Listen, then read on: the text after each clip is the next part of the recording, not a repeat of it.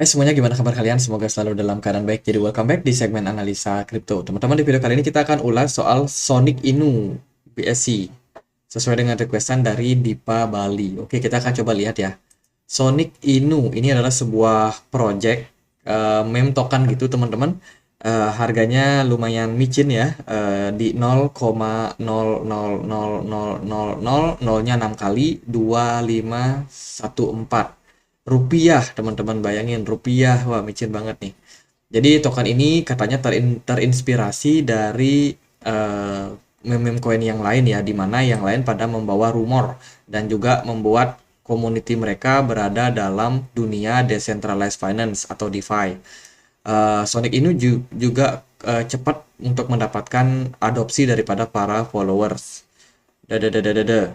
Jadi project ini berbasiskan dengan di apps, NFT, dan juga game play to earn. Oh, kita nanti akan cek apakah gamenya udah jalan. Mereka punya supply sekitar 420 kuadriliun token dengan memberikan struktur seperti ini. Kurang lebih 5% buat reflection, 2% untuk di buyback, kemudian ada growth, 2% lagi untuk marketing, dan juga 1% untuk liquidity. Jadi ada semacam reflection, ada semacam kayak apa ya, potongan kayak pajak gitu. Kalau teman-teman beli, kalian akan dikenakan pajak tambahan seperti pajak reflection ini. Nanti koin yang kalian punya itu akan dibagikan kepada para holder dari Sonic. Jadi kurang lebih seperti itu. Aku sendiri tetap konsisten bilang hati-hati sama project yang menggunakan reflection. Sebenarnya nggak ada yang salah dari konsep ini, teman-teman. Tapi biasanya koin-koin yang menggunakan reflection itu harga harga koinnya rata-rata pada nyungsep. Itu sesuai dengan pengamatan saya pribadi melihat kondisi dari market setelah beberapa banyak analisa yang kita sudah pernah lakukan dan teman-teman udah request semua di kolom komentar. Jadi pelan-pelan saya belajar juga. Oh, ternyata koin-koin berbasiskan dengan reflection ini wajib teman-teman untuk hati-hati. Jadi itu yang mereka punya, teman-teman. Untuk pasar perdagangannya baru di PancakeSwap aja, which is sangat-sangat sedikit ya.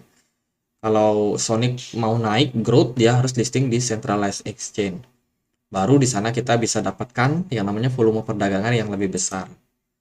Nah, kalau kita main ke websitenya, di sini kita bisa cek nih, ada roadmapnya juga untuk Sonic Inu. Jadi penjelasannya kurang lebih ya, ini adalah karakter daripada video game yaitu Sonic ya. Teman-teman yang suka nonton filmnya atau mungkin suka main PS biasanya nggak akan asing sama sama Sonic. Jadi dia ciptakan yang namanya NFT. Coba kita cek apakah pasar NFT-nya udah ada. Join us now to the moon. To the moon. Jadi hati-hati juga sama tagline-tagline to the moon, teman-teman.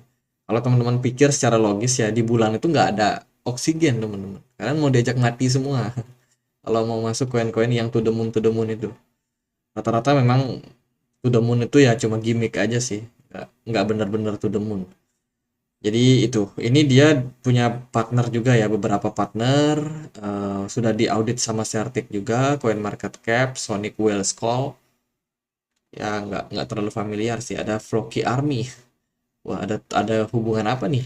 Kalau kita perhatikan dari roadmapnya, sementara yang mereka masih jalankan yaitu di sini sih, expanding project new market and demographic through target marketing effort.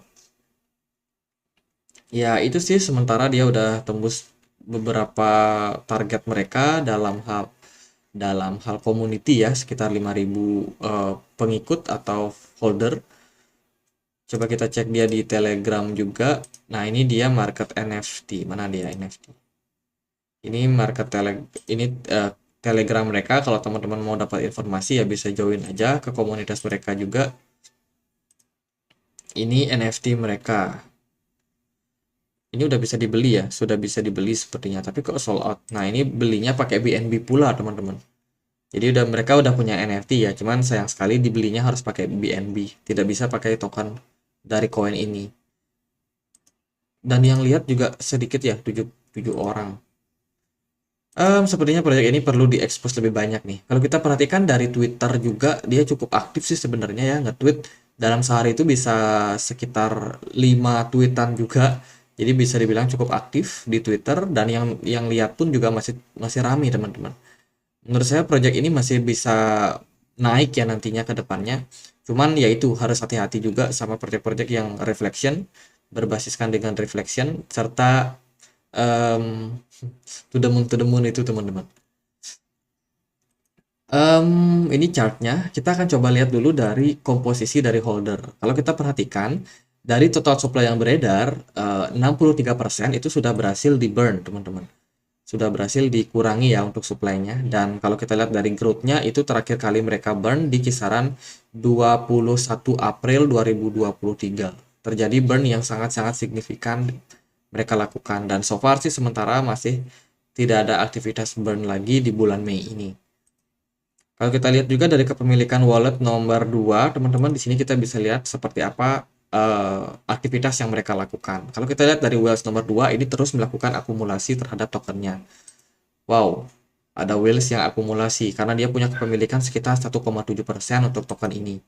Kemudian di whales yang nomor 3, di sini justru melakukan distribusi sejak awal pembeliannya di 24 April sampai sekarang terus melakukan penjualan. Kalau kita lihat dari whales nomor 3, mereka juga terus melakukan penjualan, teman-teman. Nah, jadi karena kepemilikan daripada tiap wallet ini cukup seimbang ya, teman-teman, 1%, 1%, 1%.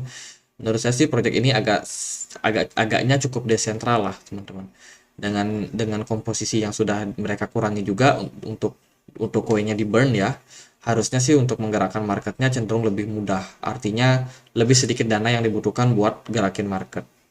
Kalau dari aktivitas transaksinya antar wallet ya menggunakan token ini cukup lancar sih teman-teman, tapi nggak rame-rame banget lah. Kalau untuk chartnya karena dia baru bisa dilihat di PancakeSwap ya, ya di PancakeSwap, jadi belum terlalu gimana-gimana. Ini aku cek dia di chart di PuCoin teman-teman. Ini Sonic bandingkan dengan BNB ya. Jadi kalau kita perhatikan dari harganya, dia sempat ngepump lumayan signifikan sejak 18 Mei. Tapi at the end dia turun balik lagi ke level ke level dimana dia pernah sideways cukup panjang. Kalau menurut saya sih melihat pergerakan yang seperti ini, kalau teman-teman ada yang mau masuk, pastiin teman-teman masuk dengan dana secukupnya. Ini koin sangat-sangat spekulatif, teman-teman. Apalagi dia belum listing di exchange besar. Harapannya sih karena dia masih listing di PancakeSwap aja, kalau bisa listing di exchange yang lain. Cuman kalau kita perhatikan sejak April 2022, ya April 2022 tahun lalu teman-teman. Masa sih mereka nggak listing sama sekali di exchange mana gitu, biar lebih rame aja teman-teman. Mereka sama sekali nggak ada kegiatan buat listing koinnya di exchange lain selain PancakeSwap. Ini kan bikin volume perdagangannya cenderung kecil dan volatilitasnya juga cenderung kecil. Ini menyebabkan situasi yang sangat-sangat berbahaya juga, teman-teman. Jadi itu ya, agak ngeri sebenarnya, tapi ya inilah realitanya, teman-teman. Kalau teman-teman mau masuk ya pastiin hati-hati, masuknya jangan all in. Ini koin sangat-sangat volatile, bisa bikin kalian untung banyak. Kalau kalian belinya cukup sabar di harga-harga rendah, tapi bisa bikin kalian miskin mendadak juga kalau kalian nggak sengaja beli di pucuk. Jadi secara teknikal tidak bisa dianalisa ya kalau koin seperti ini. Tadi sih fundamental kita udah spill juga untuk projectnya. Hati-hati sama tagline-tagline ini, jangan terlalu terprovokasi. Ya gitu aja. Semoga videonya bisa bermanfaat ya teman-teman. Dan akhir kata saya Andre, makasih.